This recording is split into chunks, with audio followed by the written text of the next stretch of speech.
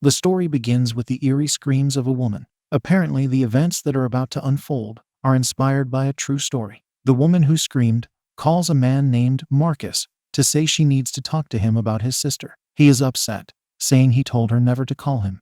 The woman is Mary, replying she needs his help because Sheila is missing. Marcus says whatever she has done is none of his business.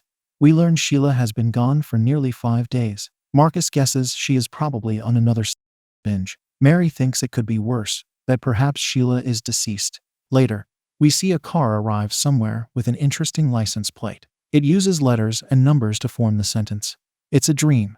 A man steps out of the car and knocks on a door. Mary opens the door for him, telling him to enter. Afterward, they sit inside the house. The man is Marcus, whom Mary says she had to call. The situation is serious.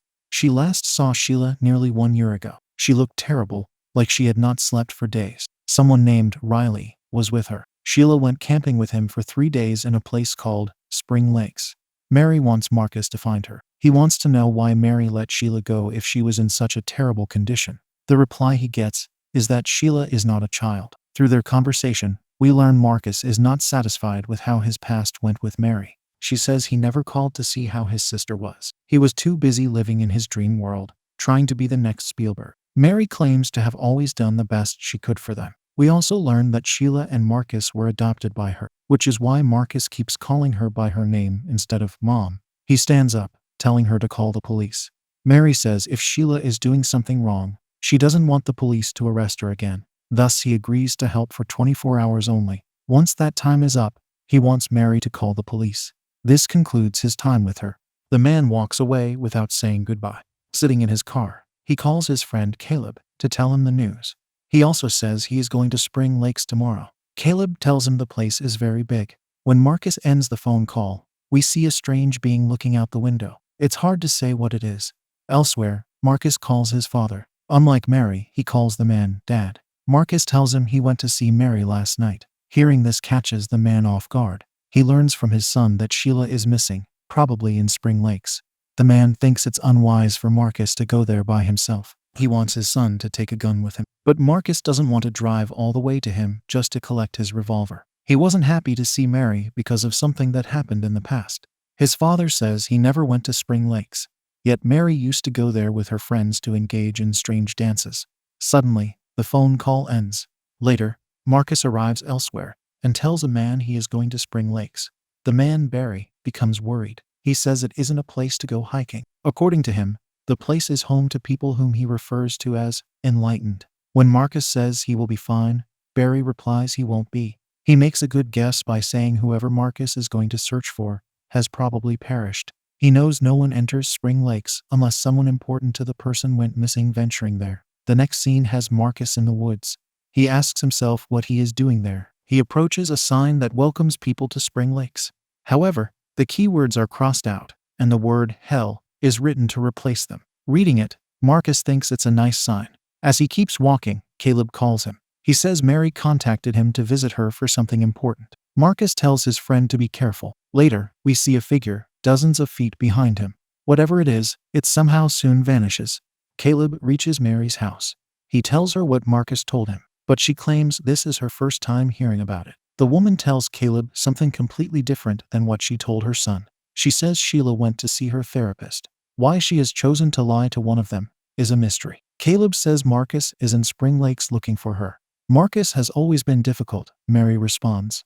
She claims to not have seen him in 7 years, and this is how he treats her. Caleb becomes confused, wondering why his friend would lie to him. They have known each other for most of their lives. At this point, Mary shares that when Sheila lost her baby, there was more to that episode than what Caleb might have been told by Marcus. The baby's father was none other than. Needless to say, this news surprises Caleb. He stands up, wanting to call his friend, an action Mary tells him not to take. He is also surprised that Marcus didn't tell him this.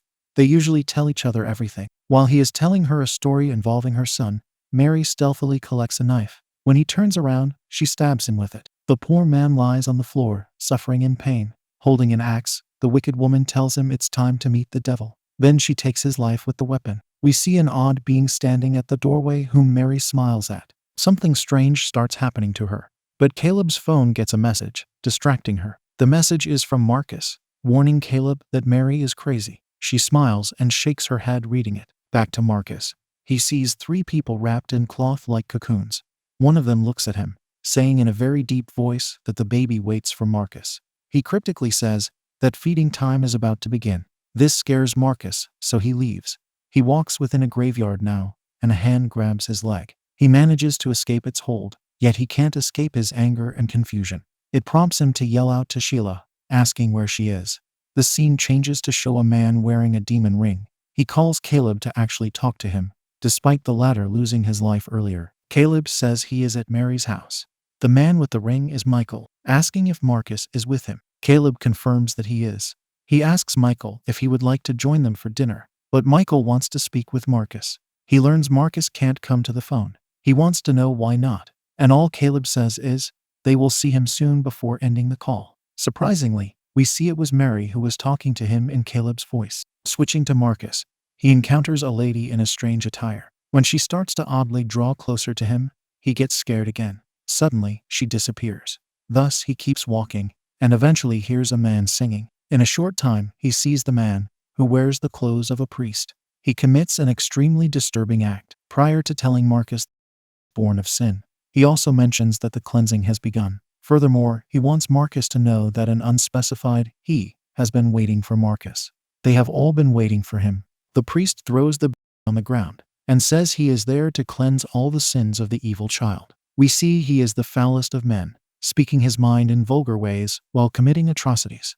If anything, he is the opposite of what a priest should be. He claims that the baby lying on the ground is Marcus's baby, and Marcus will join him today. However, the man is no pushover. He tells the priest that doing such a thing would be a mistake. He wants to leave, but the foul man tells him he is one of them now. When he says his name, Marcus asks how he knows it. Apparently, everyone in Spring Lakes knows it. Afterward, he asks a polite question. If he can remove Marcus's head to wear it like a crown. These words make him provoke the priest. Consequently, the man throws himself at Marcus, only to be punched by the latter a few times.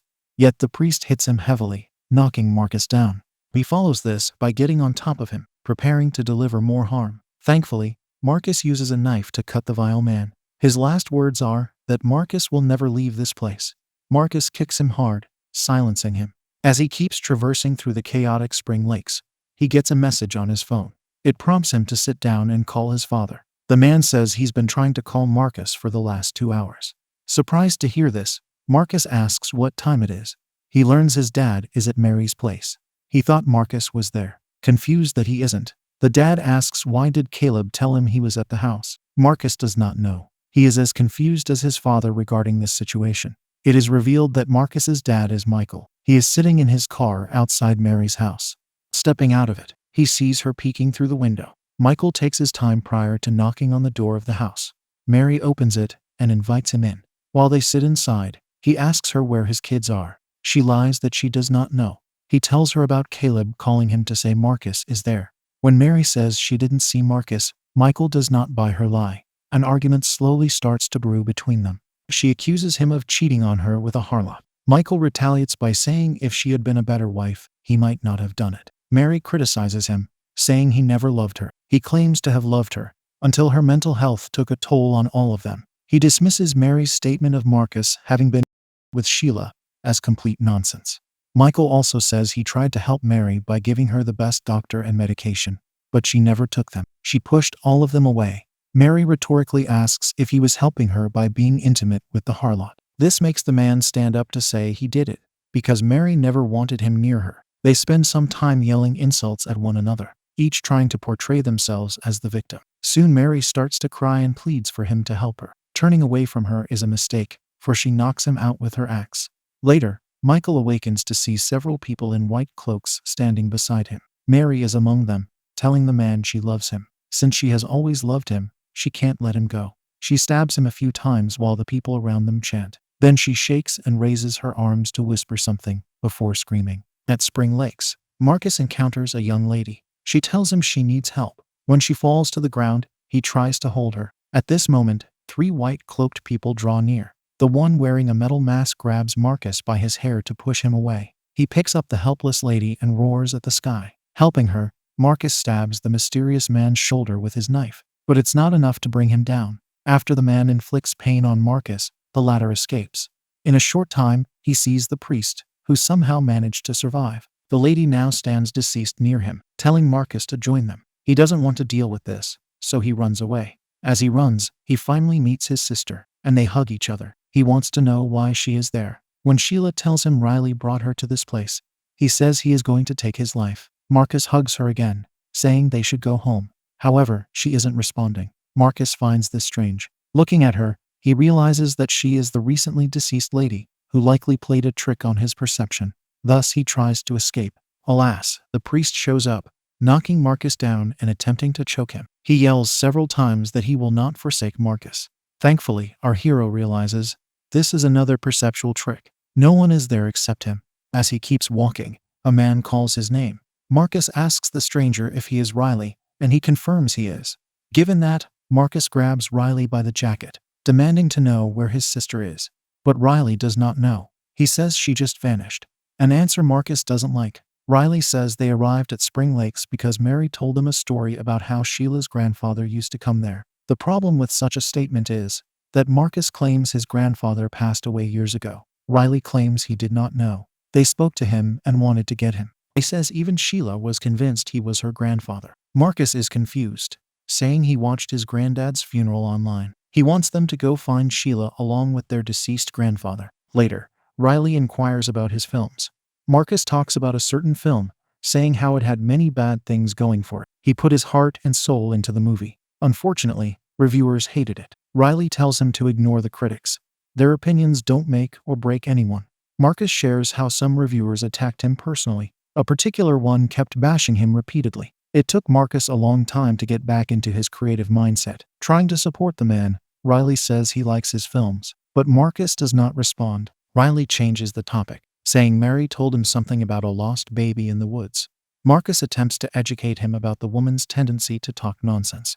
He says Mary is the one who had the baby, not Sheila. Mary was unable to have kids, yet she suddenly became pregnant. The baby was at Spring Lakes and Mary vanished for a few days. Her mental health started to decline. When she was questioned about where her baby was, Mary denied having it. She projected the entire thing on Sheila. Marcus says his father thinks Mary took the life. The police checked their house and the hospital. Interestingly, no medical records were found. It was as if the baby never existed. Marcus thinks this happened 6 or 7 years ago. Neither he nor his father saw the baby, only Sheila did. Riley says she told him Mary was evil. She has seen inexplicable things in Mary's house and never told Riley anything about the baby. Then Riley sees something peculiar. He hypnotically starts walking towards what he sees, while Marcus advises him not to. At her house, Mary looks at a rag doll. Riley walks along a field and Marcus tries to keep him from advancing, but Riley pushes him down. We observe Mary whispering something to the doll. Riley says he feels like he is burning, so he takes off his shirt. Marcus is confused with his behavior since it's cold outside. Mary seems possessed as she manically repeats the phrase, "You're burning." This means she is engaged in voodoo with the rag doll, channeling the curse to Riley. When Mary stopped saying the words, the cold returns to Riley. Now she does something worse to him. She breaks his leg by moving the doll's leg to the side. He falls and screams in pain. Riley's arm comes next.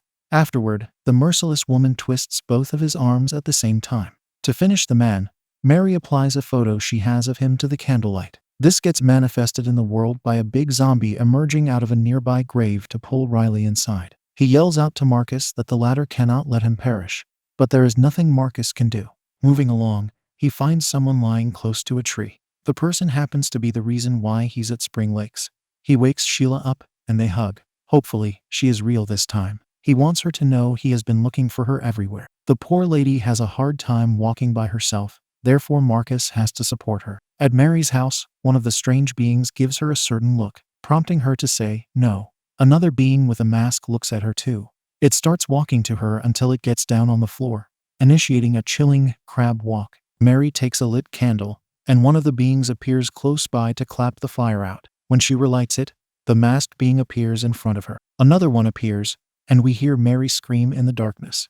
Shifting to the siblings, Sheila can't walk anymore. She tells Marcus they cannot leave. He disagrees because the exit isn't far from them. Then he hears someone singing again. Of course, it is the vocal priest. Marcus sees him at a distance. He buries the whose life he took, and screams into the air. Turning around, he sees Marcus. He yells at him, questioning what kind of dad arrives late for his. He also tells Marcus he will be next. When he punches the priest, the man just asks for more. Marcus gives it to him, but the priest gets him on the ground for the third time. He injures Marcus and gets up to scream wildly. Seeing Sheila, he approaches her like a dog before getting on top of the lady. Fortunately, she removes his, causing him to back off in extreme pain. Marcus directs himself to the foul man to finish him for good. As he keeps traversing through Spring Lakes with his sister, they see 3 people in white cloaks. All they do is repeat the same line, that the devil is coming. Behind the siblings appears the one with the metal mask. He punches Marcus down and grabs Sheila by her neck. He pushes her away once Marcus returns to deal with him. Lucky for Marcus, there is a sharp branch on a tree that he pushes the masked man on. The impalement finishes him.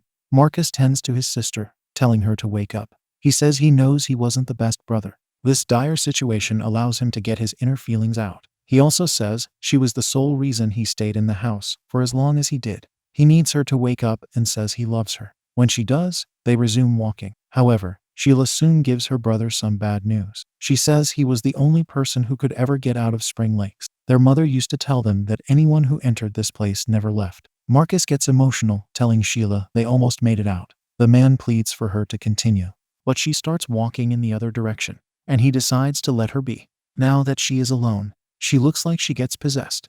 We see Mary is burning a photo of her. Meanwhile, Marcus finally makes it back to the welcoming sign. He gets a message on his phone from one of his film crew members. The person says they sold Marcus's movie. In the next scene, he is sitting in his car, where he tries to call his father. Of course, Michael cannot answer. Mary calls Marcus, and he calls her Mom, a title she enjoys hearing. He says he found Sheila, and that she isn't coming back. Mary wants him to know that if one enters Spring Lakes, one stays there forever. It does not take long for Marcus to lose consciousness from all his exhaustion. When he eventually comes back to his senses, he starts to drive. The following morning, he wakes up in his bed and enters the shower. We see the several wounds he has acquired during his stay at Spring Lakes. Later, he phones his dad again, but the call goes straight to voicemail. Calling Caleb gets him the same result. The moment he closes his eyes, a voice whispers for him to wake up. So he does, back in Spring Lakes. There, he sees the priest Sheila, his father, Caleb, and many others in white cloaks. Crying, Marcus slams on the steering wheel. He screams and cannot believe it. He calls his mother, who tells him he is home at last. She also says his family has been waiting a long time for him. Mary welcomes her son to Spring Lakes, prompting the phone to fall out of his hand in despair. At this moment, the man with the metal mask appears to grab Marcus by his neck. Mary takes a photo of him and holds it to the candlelight. She says no one believed her. Everyone thought she was crazy. Then she looks out of her window to see many white-cloaked people standing near the house with their arms raised. One of them removes his hood to reveal himself as the foul priest. Another one is Marcus, who now has the same odd symbol on his forehead.